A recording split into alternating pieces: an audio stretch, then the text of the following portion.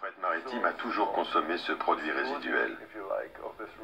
Et pendant de nombreuses années, c'est passé inaperçu.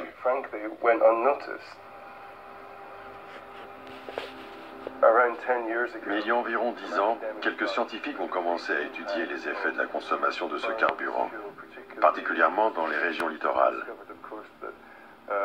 Et ils ont découvert que ce fuel résiduel avait une très forte teneur en soufre, en particules, et que sa combustion générait environ 3000 à 3500 ppm de soufre. C'est ainsi qu'on calcule, en partie par million, ppm.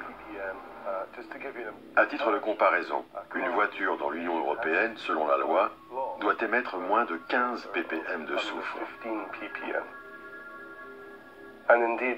Alors ils ont commencé à faire des comparaisons entre les voitures et ces bateaux.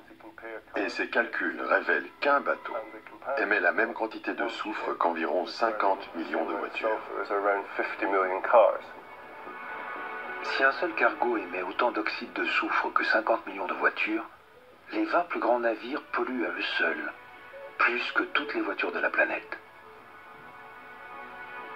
Et ce n'est pas 20, mais 60 000 navires qui sillonnent les océans du globe à longueur d'année et dispersent leur poussière de soufre dans l'atmosphère. Ces particules fines sont produites à une taille telle et dans une quantité si élevée qu'elles pénètrent facilement dans nos poumons.